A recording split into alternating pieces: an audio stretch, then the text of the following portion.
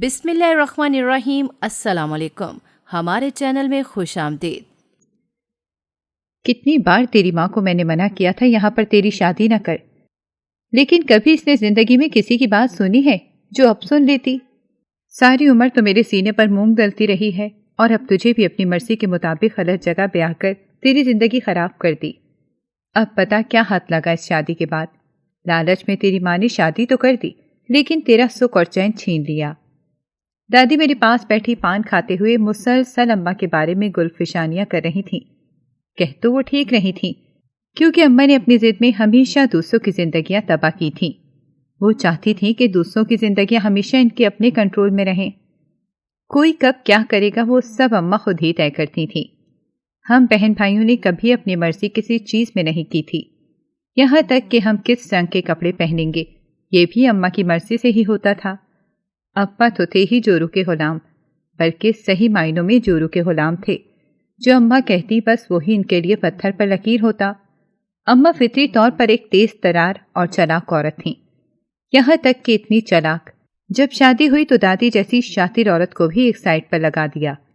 دادی کو ان کی ٹکر کی بہو ملی تھی، اسی لیے ہر وقت اپنے منہ میں مرچیں رکھتی۔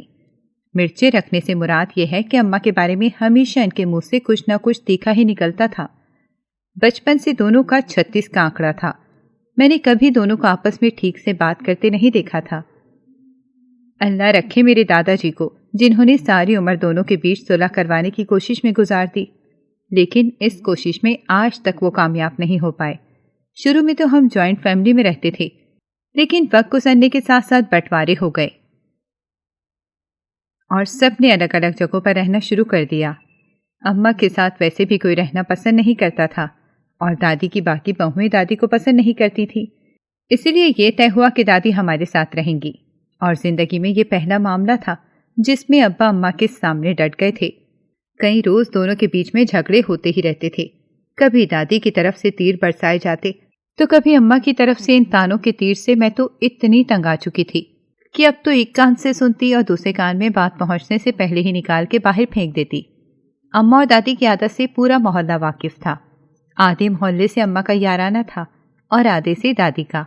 دونوں پورا دن محلے کی عورتوں کے ساتھ بیٹھ کر ایک دوسرے کی برائیاں کرتی تھیں، یہ جانے بنا کہ ان کے گھر واپس آ جانے کے بعد وہ عورتیں اماں اور دادی سے مل بیٹھ کر خوب برائیاں کرتی اور ان پر ہنستی تھیں۔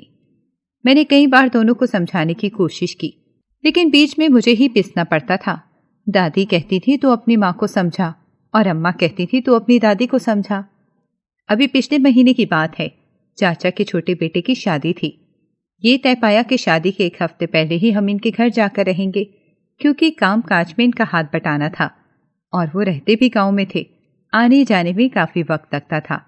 حسب معمول اماں نے میرے اور میری بہن بھائیوں کے سارے کپڑے اور باقی چیزیں اپنی پسند سے لائیں، لیکن مجھے لال رنگ بالکل بھی پسند نہیں تھا۔ جب میں نے دیکھا اماں میرے لیے لال رنگ کا سوٹ لائے ہیں تو میں نے غصے میں اٹھا کر پھینک دیا اور کہا کہ مجھے یہ نہیں پہننا ہے۔ جب دادی نے دیکھا کہ میں اماں کے خلاف بیٹھ کر ضد کر رہی ہوں تو موقع کا فائدہ اٹھا کر فوراً میرے پاس آئیں اور بولنے لگی، میں تجھے تیری پسند کے رنگ کا کپڑا لا کے دیتی ہوں۔ مجھے تو اپنی پسند کے کپڑے چاہیے تھے، اسی لیے میں دادی کے ساتھ فوراً سے مارکیٹ چلی آئی، لیکن جب واپس آئی تو گھر میں ایک بونچھال آیا ہوا تھا۔ ابا سر پکڑ کر بیٹھے تھے اور اماں چلا چلا کر دادی کی برائیاں کر رہی تھیں۔ جیسے ہی مجھے آتے دیکھا تو میرے ہاتھ سے کپڑے چھین کر کینچی سے کاٹ دیے اور میں رونے لگ گئی۔ اصل میں مجھے سبز رنگ بہت پسند تھا اور حقیقت تو یہ تھی کہ یہ رنگ میری دادی کا بھی پسندیدہ تھا، صرف اس وجہ سے اماں کو سبز رنگ سے بیر تھا۔ ہم میں سے کسی کو بھی یہ رنگ پہننے نہیں دیتی تھیں اور نہ ہی گھر میں کسی چیز میں اس رنگ کی جھلک نظر آتی تھی۔ اتنی نفرت تو میں نے آج تک کبھی کسی سوکن میں بھی نہیں دیکھی ہوگی۔ حالانکہ دادی اور اماں کا صرف ساس بہو کا رشتہ نہیں تھا، بلکہ میری اماں دادی کی سگی بھانجی تھیں اور دادی اپنی مرضی سے بیاہ کر لائی تھی، یہ سوچ کر کہ بھانجی ہے تو ہمیشہ میرے ساتھ رہے گی اور میرا ساتھ دے گی۔ لیکن جب بھانجی صاحبہ نے اپنا رنگ دکھانا شروع کیا تو دادی کے 14 طبق روشن ہو گئے۔ ہم سب ہمیشہ صرف یہی سوچتے رہتے تھے کہ کس طرح سے دونوں کے بیچ میں صلح کروائی جائے۔ کسی بھی چیز پر دونوں کی بنتی نہیں تھی، اس لیے گھر میں ہمیشہ جنگ کا ماحول بنا رہتا تھا، جس سے ہم سب پریشان رہتے۔ بچے کس اسکول میں پڑھیں گے یہ سب بھی اماں نے بتایا۔ ابا سے مشورہ کیے بغیر اپنی مرضی سے طے کیا تھا، کیونکہ اماں کو ڈر تھا کہ ابا دادی سے مشورہ کر لیں گے۔ جب ہم شادی کے لیے چچا کے گھر پر گئے تو وہاں بھی اماں نے خوب تماشا کیا اور دادی نے بھی اپنے حصے کی خوب بھڑاس نکالی۔ خاندان میں بہت سے لوگ اماں اور دادی دونوں کو ہی پسند نہیں کرتے تھے، لیکن دونوں پھر بھی زبردستی سب کو بٹھا کر ایک دوسرے کے سامنے برائیاں کیا کرتی تھیں، یہاں تک کہ بات اکثر ہاتھا پائی تک بھی پہنچ جاتی تھی۔ اماں کا میکہ اسی گاؤں میں تھا۔ جب سے اماں کی شادی ہوئی تھی دادی نے اپنی بہن سے ملنا چھوڑ دیا تھا، صرف اس وجہ سے کہ تمہاری بیٹی میرے مزاج کی نہیں ہے۔ حالانکہ دیکھا جائے تو اماں اور دادی کا مزاج بالکل ایک جیسا تھا، نہ تو اماں کی ساری زندگی کسی سے بنی تھی اور نہ ہی دادی کی۔ پتہ نہیں کس بات کا گلہ تھا، اماں تو ہو بہو مجھے دادی کی کاپی لگتی تھی۔ اماں اپنے ماں باپ کی اکلوتی بیٹی تھیں، اس وجہ سے شروع سے ہی بہت زیادہ منہ چڑی تھیں، ہر چیز میں اپنی مرضی کرنا فرض سمجھتی تھیں۔ ماں باپ نے بہت لاڈ پیار سے پالا تھا، اس کا خوب فائدہ اٹھاتی آئیں اور ساری زندگی کبھی بھی کسی جگہ کمپرومائز کرنے کا نہیں سوچا۔ اس لیے ان کی شادی شدہ زندگی بھی ایسے ہی اتار چڑھاؤ کا شکار رہی۔ میں نے پکا سوچا تھا کہ جب میری شادی ہو گئی تو میں اس طرح کا رویہ کبھی بھی نہیں رکھوں گی، نہ اپنی وجہ سے دوسروں کو تکلیف دوں گی۔ میرے نزدیک سب کو اپنی مرضی کی زندگی جینے کا حق ہونا چاہیے، لیکن یہاں پر تو اپنی پسند کے کپڑے پہننے کا حق بھی حاصل نہیں تھا۔ اماں اپنی ضد میں اتنی آگے نکل چکی تھی کہ اپنی سگی اولاد کی خواہشوں کو بھی نظر انداز کر دیتی، اور ابا اس چیز کو بہت محسوس کرتے تھے اور اکثر پریشان رہتے تھے۔ جیسے جیسے میں بڑی ہو رہی تھی سمجھوتا کرنے کی کوشش کر رہی تھی، چھوٹے بہن بھائیوں کو بھی کسی نہ کسی طرح بہلا لیتی تھی، لیکن اپنے دل میں کئی ارمان میں نے دبا دیے تھے، اور اماں سے بہت سے شکوے بھی تھے، ساتھ میں دادی سے بھی۔ ہم کوئی بہت امیر لوگ نہیں تھے، لیکن اچھا کھاتے پیتے تھے۔ گاؤں میں ہماری کچھ زمینیں تھیں اور یہاں پر ابا کا چھوٹا سا کاروبار تھا، اچھی آمدنی گھر میں آ جاتی تھی۔ ہم سب کو ابا نے ہمیشہ کوشش کی کہ اچھا کھلائیں پلائیں، لیکن ذہنی سکون کبھی نہیں دے پائے تھے، اور اس کے لیے وہ ہمیشہ شرمندہ رہتے تھے، حالانکہ ان کی کوئی غلطی نہیں تھی۔ ایک طرف ماں تھی تو دوسری طرف بیوی تھی، آخر کس کو سمجھاتے؟ اسی لیے انہوں نے ہاتھ اٹھا لیے اور دونوں کو ان کے حال پر چھوڑ دیا۔ میں جب اماں سے کہتی مجھے اپنی فلاں دوست کے گھر جانا ہے تو اماں صاف منع کر دیتی تھیں اور کہتی تھیں کہ نہیں مت جا۔ نہ جانے انہیں کیوں لگتا تھا کہ اگر میں اپنی دوستوں سے ملوں گی تو میں ان کی جیسی ہی ہو جاؤں گی۔ حالانکہ میری دوستوں میں کوئی برائی نہیں تھی، لیکن ان سب کے ماں باپ نے انہیں اتنی آزادی ضرور دے رکھی تھی کہ وہ اپنی زندگی کے چھوٹے چھوٹے فیصلے خود کرنے کی طاقت رکھیں۔ وہ اپنی مرضی سے کھاتی اور پیتی، اپنی مرضی سے پہنتی تھیں، اور اماں کو یہ چیز پسند نہیں تھی۔ ان کے خیال میں ایسی چیزوں سے انسان بگڑ جاتا ہے، حالانکہ خود اماں ساری زندگی دوسروں کے بجائے صرف اپنی بات منواتی آئی تھیں۔ میں نے بھی میٹرک ہی کیا تھا کہ اماں نے کہا کہ آگے پڑھنے کی کوئی ضرورت نہیں ہے۔ یہ بات سن کر تو دادی کو بہت غصہ آیا، خاندان کی سب لڑکیاں آگے پڑھ رہی تھیں تو میں کیوں نہ پڑھوں؟ مجھے بھی برا لگا۔ ابا نے بھی اماں کو بہت سمجھایا، لیکن اماں نے ضد لگائی، نہیں اس کے ہاتھ میں کوئی ہنر دے دیتے ہیں، لیکن آگے پڑھنے کی کوئی ضرورت نہیں ہے، کالج جا کر بگڑ جائے گی۔ میں 2 دن تک بھوکی رہی اور کچھ کھائے پیے بنا بس روتی رہی، لیکن پھر بھی اماں پر کوئی اثر نہیں پڑا۔ ان کے اندر کی ضدی عورت نے ان کی ممتا کو دبا دیا تھا۔ میرے خلاف اماں کے کان کس نے بھرے تھے یہ مجھے بہت جلد پتہ چل گیا تھا۔ اماں کی بچپن کی ایک سہیلی تھی جو ہمارے ہی محلے میں رہتی تھی، وہی اماں کو ایسی پٹیاں پڑھاتی تھی اور ایسے دردناک کہانیاں سناتی تھی کہ اماں کا دل ہول جاتا تھا۔ کبھی کسی کے عشق کی کہانی تو کبھی کسی کے افیئر کی، فلاں لڑکی اس کے ساتھ بھاگ گئی تو فلاں نے یہ کیا۔ اپنے گھر کی فکر کرنے کے بجائے ہمیشہ دوسروں کی زندگی میں دخل اندازی کرتی رہتی تھیں، اور ان کی باتوں میں ہی آ کر اماں نے مجھے کالج جانے سے منع کر دیا، بلکہ الٹا مجھے ان کے پارلر میں چھوڑ آئیں اور کہا کہ یہاں رہ کر کام سیکھ۔ محلے میں اس کا چھوٹا سا پارلر تھا، نہ چاہتے ہوئے بھی محلے میں وہاں جا کر کام سیکھنا پڑا۔ کچھ وقت میں بہت اچھا کام آ گیا، پھر اماں نے میرے رشتے ڈھونڈنا شروع کر دیے۔ ایسا کیسے ممکن تھا کہ اس اہم موقع پر دادی اور اماں کے بیچ اختلاف نہ ہو؟ جیسے ہی دادی کو یہ بات پتہ چلی کہ اماں نے میرے لیے رشتے ڈھونڈنے شروع کر دیے ہیں تو اگلے دن ہی انہوں نے بھی ایک رشتے والی عورت کو اپنے گھر بلا لیا اور اپنی مرضی کے رشتے کی بات کرنا شروع کر دی۔ یوں لگ رہا تھا جیسے شادی نہیں बल्कि कोई गुड्डी गुड्डे का खेल है। न जाने ये दोनों कब सुधरेंगी। मैं तो अब कुछ बोलना ही छोड़ चुकी थी। अब्बा के कानों में जब ये बात पड़ी तो उन्होंने कहा, तुमने बहुत जिद कर ली है। पहले इसकी पढ़ाई रुकवाई और अब इसकी इतनी जल्दी शादी करने का सोच रही हो। तो अम्मा ने कहा कि आप चुप रहें, आपको नहीं पता जमाना कितना खराब हो चुका है। अगर वक्त पर इसके हाथ पीले नहीं किए गए तो कहीं कल मुंह काला करके ना आ जाए। इस बात पर अब्बा ने गुस्से में अपना हाथ उठा लिया। हम सब साकिन होकर रह गए थे, क्योंकि जिंदगी में आज पहली बार अब्बा ने अम्मा पर हाथ उठाया था।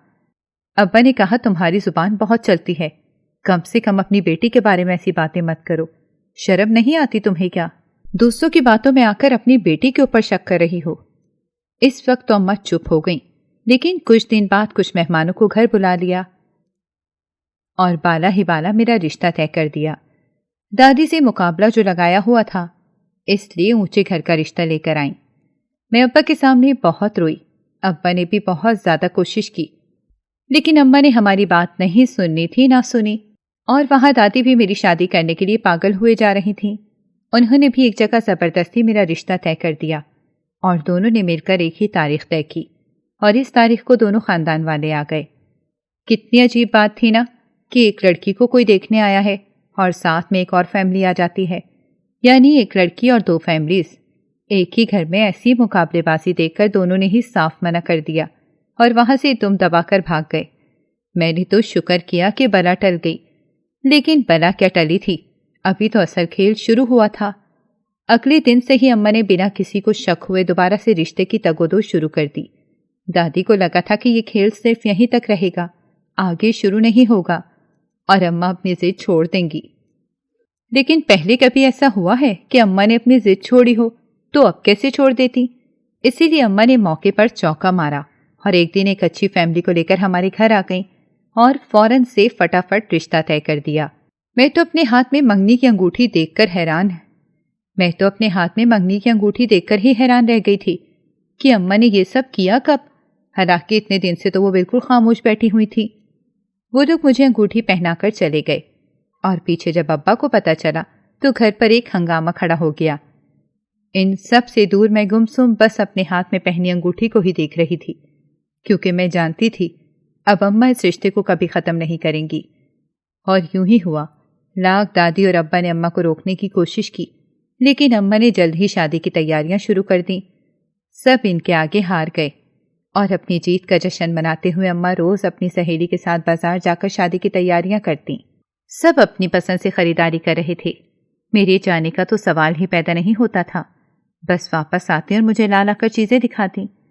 मुझे इन चीजों में किसी तरह की कोई दिलचस्पी नहीं थी, बल्कि मुझे तो इस शादी में ही कोई दिलचस्पी नहीं थी। मैं तो ये सोच सोच कर परेशान हो रही थी कि अभी मेरी उम्र ही कितनी है। मुझे तो अपना घर संभालना नहीं आता, मैं वहां जाकर कैसे रहूंगी? लेकिन अम्मा का कहना था कि तुम्हें परेशान होने की कोई ज़रूरत नहीं है। वो अमीर लोग हैं, कम से कम इनके घर में मुलाजिम हैं जो काम कर लेंगे। और उन्होंने मुझसे वादा किया कि वो तुम्हारे साथ बिल्कुल भी बुरा सलूक नहीं करेंगे, बल्कि अपनी बेटी बनाकर रखेंगे। अगर कोई काम नहीं आता तो खुद सिखा देंगे। अम्मा की ऐसी चिकनी चुपड़ी बातों पर मुझे बिल्कुल भी यकीन नहीं था। ऐसी बातें तो सभी करते हैं। हमारे मोहल्ले में रहने वाली रोजीना के ससुराल वाले भी तो ऐसी ही बातें किया करते थे। और जब शादी हुई तो इस बेचारी का क्या हाल कर दिया था। मेरे अंदर तो यही सोच सोच कर खौफ पैदा हो रहा था। अगर मेरे साथ भी यही सब हो गया तो मैं क्या करूंगी? मैं तो शायद जीते जी ही मर जाऊंगी। लेकिन अम्मा न जाने कैसी बेफिक्र औरत थीं, जिन्हें इस शादी में सिर्फ पैसा नजर आ रहा था। खानदान भर के सामने अम्मा की नाक ऊंची रहनी चाहिए थी। सब लोगों को पकड़ पकड़ कर बताती थी कि इतने ऊंचे घर में मैंने अपनी बेटी का रिश्ता तय किया है, और सब आगे से उंगलियां दांतों में दबा लेते। पूरे खानदान में अम्मा की वाह वाह हो रही थी। इससे ज्यादा अम्मा को क्या चाहिए था? लेकिन मेरी सारी खुशियां तो खत्म होकर रह गई थीं। जूं जूं शादी का दिन करीब आ रहा था, मेरे दिल में बहुत से वसवसे पैदा हो रहे थे। इस दौरान मेरी होने वाली सास एक दो बार हमारे घर आई थी, अम्मा से इस बात की इजाजत लेने कि हम शादी का जोड़ा लड़की की मर्जी से लेना चाहते हैं, इसलिए इसे साथ लेकर जाएंगे। तो अम्मा ने फौरन मना कर दिया और कहा कि मुझे मेरी बेटी की पसंद पता है, इसके अब्बा अच्छा नहीं मानेंगे अगर मैं इसे आपके साथ भेज दूं। اس لیے میں آپ کے ساتھ چلوں گی۔ میں نے محسوس کیا کہ میری ہونے والی ساس کو عجیب لگا ہے، لیکن وہ اماں ہی کیا جو اپنی پسند کے آگے کسی اور کی پسند دیکھیں۔ اس لیے فوراً سے ان کے ساتھ چلی گئیں اور جا کر لال رنگ کا جوڑا لے آئیں، یہ جانتے ہوئے کہ مجھے لال رنگ سے نفرت ہے۔ بالکل پسند نہیں تھا مجھے لال رنگ۔ میرا تو خیال تھا کہ میں شادی پر کسی ہلکے کلر کا ڈریس لوں گی۔ آج کل ویسے بھی فیشن تھا ہلکے رنگ کے ڈریس پہننے کا، لیکن اماں کو کون سمجھاتا۔ اپنی مرضی سے ہی جولری لے کر آئیں اور اپنی مرضی سے ہی شادی کا جوڑا لیا۔ میں نے بے دلی سے ہی سہی، لیکن وہ جوڑا پہن لیا۔ دلہن بن کر مجھ پر خوب روپ آیا تھا، لیکن میرے اندر کی خوشی جیسے مر سی گئی تھی۔ شادی کا انتظام ایک بڑے ہال میں کیا گیا تھا۔ اماں کا کہنا تھا کہ وہ لوگ بھی بہت امیر ہیں اور ہماری بھی اچھی شادی کرنے کی حیثیت ہے، اسی لیے خوب دھوم دھام سے شادی ہوگی۔ کوئی چیز بھی مجھے خوش نہیں کر پا رہی تھی، اور اماں کی آنکھوں میں تو اتنی چمک تھی جیسے سب اس شادی سے خوش ہیں، اور وہ خوشی اماں کو سکون دے رہی ہے۔ دادی ایک طرف منہ بنائے بیٹھی تھیں، اور انہیں اس بات کا بالکل غم نہیں تھا کہ میری شادی میری مرضی سے ہو رہی ہے یا نہیں، بلکہ اس بات کا دکھ تھا کہ وہ اپنی مرضی کی جگہ پر میرا رشتہ طے نہیں کر پائیں، اور ان کے سامنے اماں جیت گئی ہیں۔ یہاں سب کی اپنی اپنی سوچیں اور اپنی اپنی پریشانیاں تھیں۔ صرف ابا تھے جو میری پریشانی سمجھ رہے تھے، اسی لیے بار بار آ کر مجھے تسلی دے رہے تھے کہ پریشان مت ہو سکتا ہے یہی تمہارے لیے بہتر ہے۔ مجھے تو تسلی دے رہے تھے، لیکن خود دل ہی دل میں بہت زیادہ پریشان اور دکھی بھی تھے۔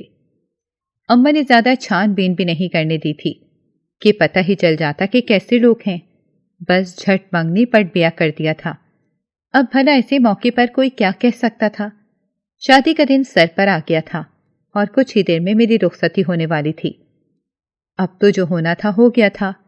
سارے خاندان والے جمع تھے اور اماں کو خوب شاباشی دے رہے تھے کہ اتنے بڑے گھر میں اپنی بیٹی کی شادی کی ہے، اور اماں خوشی خوشی سب کی شاباشیاں وصول کر رہی تھیں۔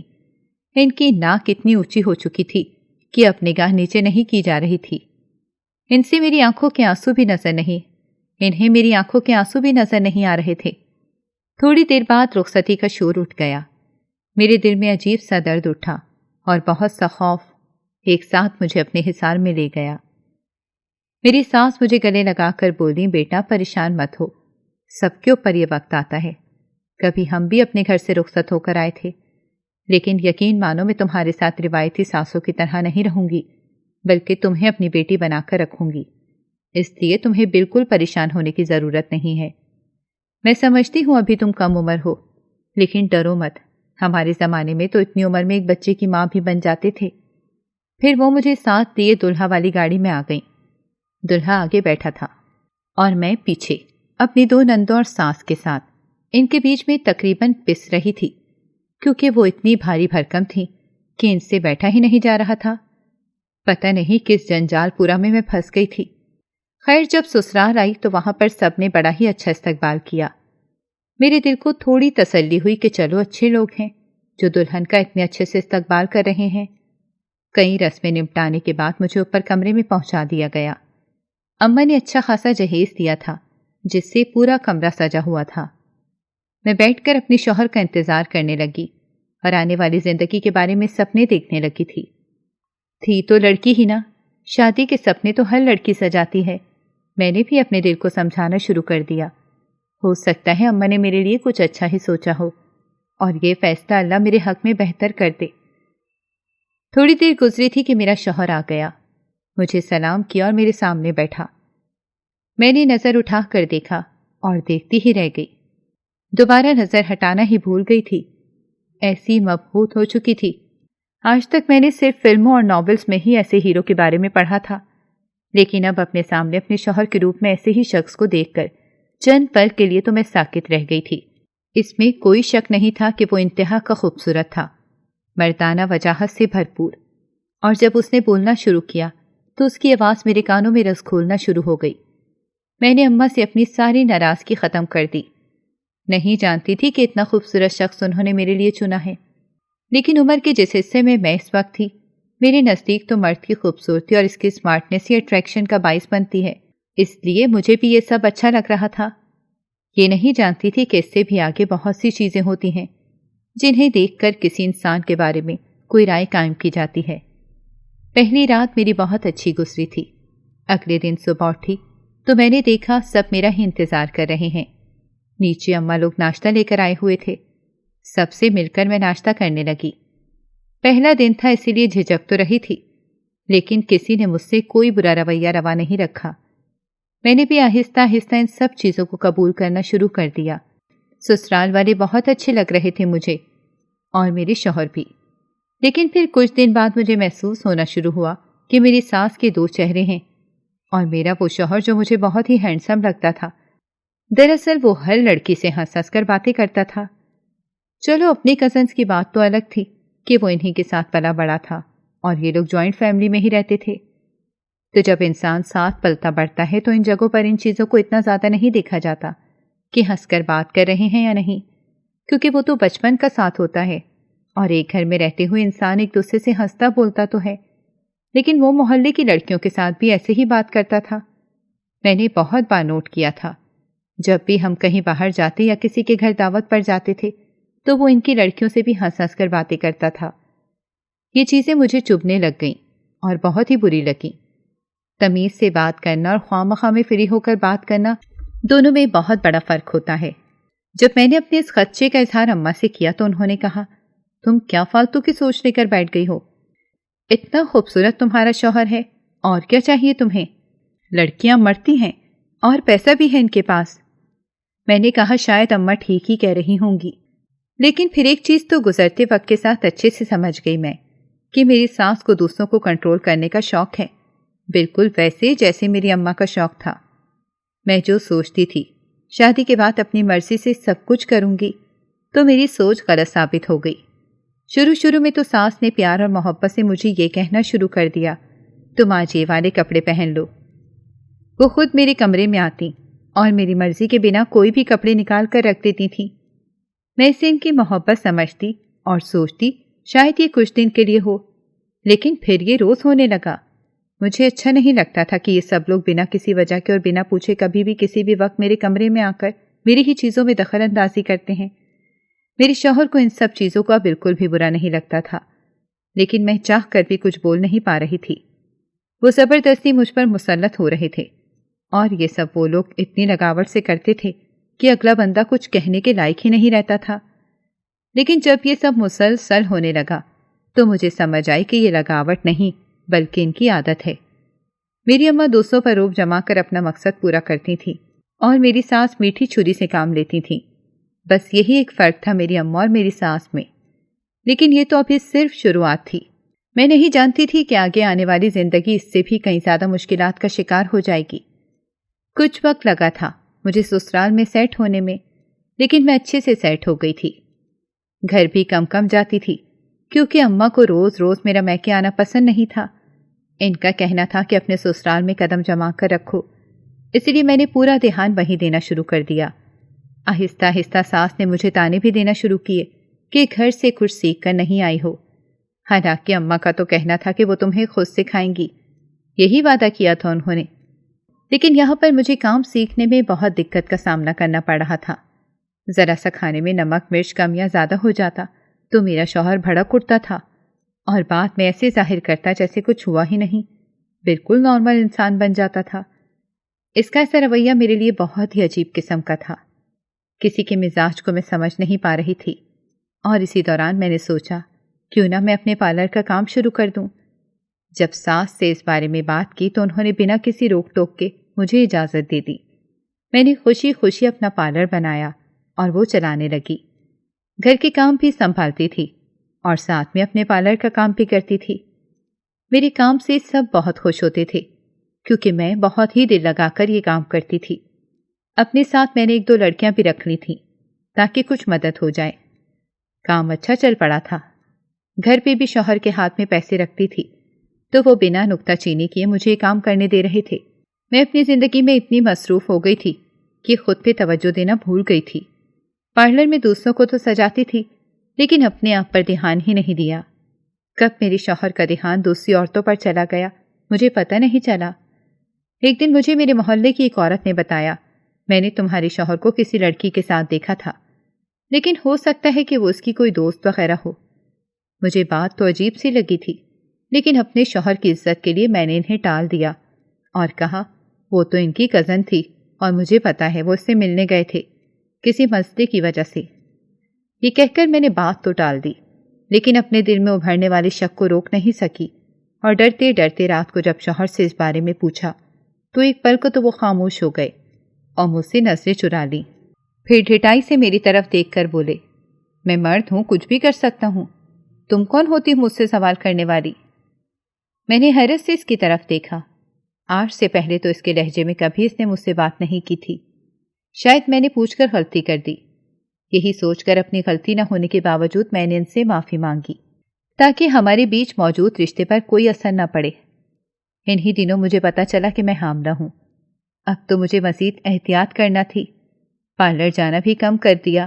شام کو جلدی پارلر بند کر کے گھر آ جاتی تھی تاکہ گھر کے کام بآسانی نپٹا سکوں اور پھر آرام کروں۔ ڈاکٹر نے کہا تھا کہ تم بہت کمزور ہو، اپنی صحت کا خیال رکھو ورنہ بچے پر برا اثر پڑے گا۔ ان سب حالات میں اپنے شوہر کی مکمل توجہ چاہتی تھی جو نہیں مل رہی تھی۔ عورت چاہے کتنے ہی سکھ میں کیوں نہ رہ رہی عورت چاہے کتنے ہی سکھ میں کیوں نہ رہ رہی ہو، اگر اس کے جیون ساتھی کی توجہ سے نہ ملے تو وہ بالکل ہی مرجھا کر رہ جاتی ہے۔ میرے ساتھ بھی یہی سب ہو رہا تھا اور میں اس بات کو بہت ہی دل سے محسوس کر پا رہی تھی۔ اس لیے میں نے اس دن کے بعد سے خود پر توجہ دینا شروع کی اور خود کو سجانا شروع کر دیا۔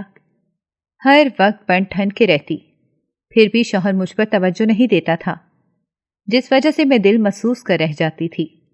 نئی نئی شادی ہوئی تھی، لیکن کہیں سے ایسا لگتا ہی نہیں تھا کہ میں چند ماہ پہلے ہی شادی ہو کر آئی ہوں۔ یوں لگتا تھا جیسے شادی کو کئی سال گزر چکے ہیں۔ انہی دنوں کی بات ہے کہ ایک دن میرے پارلر میں ایک عورت آئی۔ اس سے پہلے میں نے اسے کبھی نہیں دیکھا تھا، مگر اس عورت نے مجھ سے کہا کہ میں تمہارے پڑوس میں ہی رہتی ہوں اور تمہاری ہمسائی ہوں۔ اس سے پہلے میں دوسرے پارلر میں جاتی تھی، لیکن اب تمہارے پارلر کی بہت تعریف سنی ہے، اس لیے یہاں پر آ گئی۔ میں نے اس کا استقبال اچھے سے کیا۔ وہ مجھ سے اپنے بارے میں باتیں کرنے لگی۔ اس نے بتایا کہ وہ شادی شدہ ہے اور نئی شادی ہوئی ہے، اسی لیے مجھے بہت ہی خوبصورت سا تیار کر دو۔ میں نے کہا آپ کو کس طرح کا میک اپ کروانا ہے؟ تو میری ہمسائی نے مجھ سے کہا کہ مجھے دلہن کی طرح تیار کرو۔ میں نے کہا کیوں؟ تمہاری شادی کی سالگرہ ہے کیا؟ تو وہ بولی نہیں، شادی کی سالگرہ نہیں ہے، بلکہ میں تو روز ہی دلہن کی طرح تیار ہوتی ہوں۔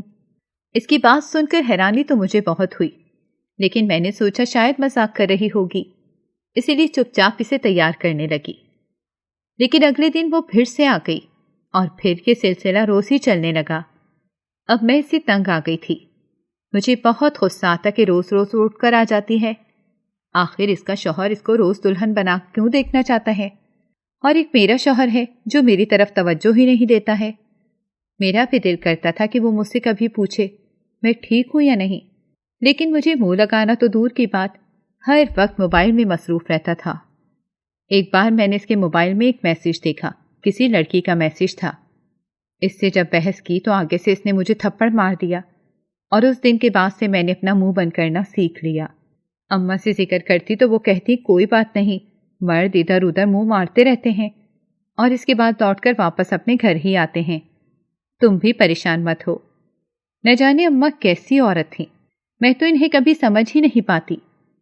کچھ عرصہ یوں ہی گزر گیا، پھر ایک دن ہمسائی آئی اور دوبارہ سے دلہن بنانے کو کہا۔ میں نے اسے دلہن بنا دیا، لیکن عجیب بات تھی، وہ روز کی طرح خوش نہیں تھی، بلکہ اداس لگ رہی تھی۔ میں نے اس سے اس کی اداسی کی وجہ پوچھی تو اس نے مجھے بتایا کہ اس کا شوہر کسی کام سے دوسرے شہر گیا ہوا ہے، تو آج دلہن بن کر میں کسے اپنا چہرہ دکھاؤں گی۔ اس کی بات سن کر مجھے بہت غصہ آیا، لیکن میں چپ چاپ اسے تیار کرتی رہی۔ تیار ہو جانے کے بعد وہ وہاں سے چلی گئی۔ آج کام کافی زیادہ تھا، جس کی وجہ سے پارلر میں مجھے کافی وقت لگ گیا۔ میں کافی تھک چکی تھی، اسی لیے لڑکیوں کو بھیج کر ساری چیزیں سمیٹیں اور تالا لگا کر گھر کی طرف نکل پڑی۔ سوچا تھا کہ گھر جا کر آرام کروں گی اور اسی خیال سے کوشش کر رہی تھی کہ جلد سے جلد گھر پہنچ جاؤں۔ گھر کے پاس پہنچ کر میں نے ٹیکسی رکوائی اور کرایہ دے کر سیدھا اندر آ گئی۔ سامنے ہی ساس بیٹھی ہوئی تھی، مجھ سے کہنے لگی آج اتنی دیر ہو گئی، خیریت ہے؟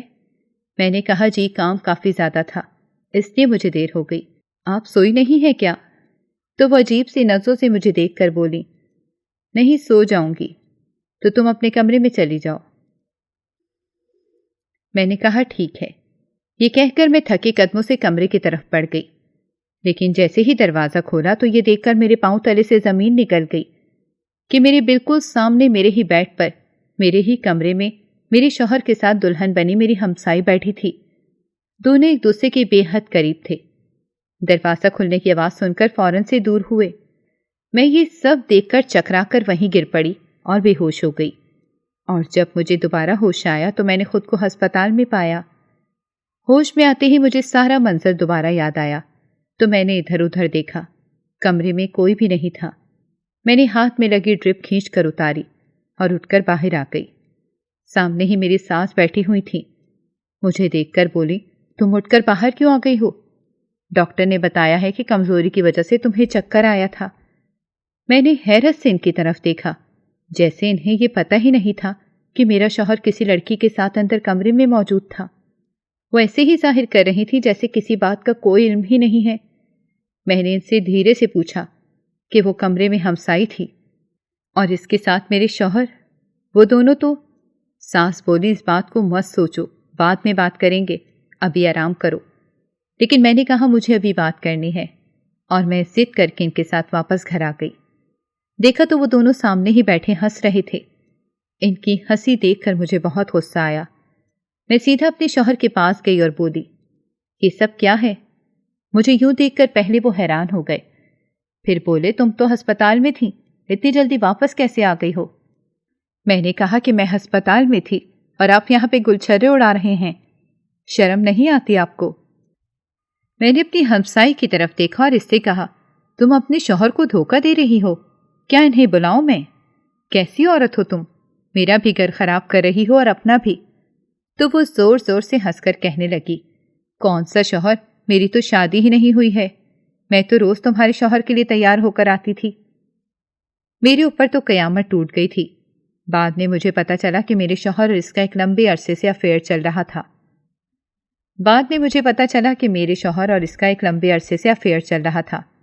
مجھے اب تک اس بات کا اندازہ ہی نہیں ہو پایا تھا۔ اپنے شوہر کی رنگین فطرت سے تو میں واقف تھی، لیکن ہمسائی کے ساتھ اتنے گہرے تعلقات ہو جائیں گے اس بات کا مجھے اندازہ بھی نہیں تھا۔ ایسے شوہر کے ساتھ رہنے سے اچھا تھا کہ میں اسے چھوڑ کر چلی جاؤں، اور شوہر کو لگتا تھا کہ میں بچے کی خاطر رک جاؤں گی، لیکن میں نے پکا فیصلہ کر لیا تھا کہ اپنے بچے کو ایسی زندگی اور ایسا باپ ہرگز نہیں دوں گی۔ اور اس رات میں اپنا سامان پیک کر کے گھر چلی آئی۔ شوہر نے مجھے روکنے کی زحمت بھی نہ کی، ان کے خیال میں 2 دن بعد ہی واپس آ جاتی۔ گھر آئی تو اماں نے مجھ سے کہا کہ تو وہ سب چھوڑ کے یہاں کیوں آ گئی ہو؟ میں نے انہیں ساری بات بتائی، لیکن پھر بھی وہ ان لوگوں کا ہی ساتھ دے رہی تھیں، جس پر دادی کو سخت غصہ آیا، اور ابا نے بھی اماں کو خوب باتیں سنائیں اور کہا کہ بس بہت منمانی کر لی تم نے، میں اپنی بیٹی کی زندگی تمہیں ہرگز تباہ نہیں کرنے دوں گا۔ میری بیٹی مجھ پر بوجھ نہیں ہے، ابھی اس کی عمر ہی کیا ہے جو تم نے اتنے زیادہ مسائل اس کے کاندھوں پر لاد دیے ہیں؟ یہ تمہاری ہی ضد تھی نا اس گھر میں شادی کرنے کی، اب انجام دیکھ لیا۔ اگلے دن میری ساس بھاگی بھاگی آئی اور اماں سے کہنے لگی میں اپنے بیٹے کی طرف سے معافی مانگتی ہوں، اپنی بیٹی کو آپ واپس بھیج دیں۔ لیکن ابا نے صاف منع کر دیا اور کہا کہ اپنے بیٹے سے کہو طلاق بھیجے، ورنہ ہم کورٹ کے ذریعے طلاق لے لیں گے۔ کچھ دن بعد ہی مجھے طلاق کا نوٹس مل گیا۔ یوں یہ رشتہ جو صرف ایک کاغذ کی حد تک محدود رہ گیا تھا، وہ بھی اب ختم ہو گیا۔ رشتہ ٹوٹنے کا مجھے بہت زیادہ افسوس تو نہیں ہوا، ہاں لیکن مجھے اپنے بچے کے بارے میں ضرور افسوس ہوا کہ اسے صرف میرے ساتھ ہی بڑا ہونا پڑے گا اور میرے سائے میں ہی پلنا ہوگا۔ شروع میں اکثر اماں مجھے ہر وقت آنے مارتی تھیں کہ اتنا اچھا شوہر چھوڑ کر میں یہاں آ کر بیٹھ گئی ہوں، اور دادی سے کہتی کہ آپ اسے بھڑکاتی ہیں۔ خاندان میں سب ہر وقت اماں سے کہتے تھے کہ تم نے پیسہ دیکھ کر اپنی بیٹی کی شادی اس گھر میں کروائی تھی۔ مجھے ہنسی آتی تھی ان خاندان والوں پر۔ کچھ عرصہ پہلے تو یہی اماں کی واہ واہ کر رہے تھے کہ اتنے اونچے گھر میں رشتہ جوڑا ہے، اور اب وہی باتیں سنا رہے تھے۔ اماں کو پتہ نہیں عقل آئی یا نہیں، لیکن دادی کو عقل ضرور آ گئی تھی۔ اس دن کے بعد سے دادی نے ہر بات میں ضد کرنا چھوڑ دی۔ میں نے کچھ عرصے بعد اپنے بچے کو جنم دیا۔ میرے ہاں ایک بیٹا پیدا ہوا تھا۔ خود سے میں نے عہد کیا کہ میں اسے بہت اچھی پرورش دوں گی اور اس کی تربیت میں بہت اچھی کروں گی، تاکہ آگے جا کر وہ ایک ایسا انسان نہ بنے جو کسی عورت کی زندگی تباہ کر دے۔ ناظرین، اگر آپ کو ہماری کہانی اچھی لگی ہے تو ویڈیو کو لائک کریں، شیئر کریں اور ہمارے چینل کو سبسکرائب کریں۔ اگلی ویڈیو تک اجازت دیں۔ اللہ حافظ۔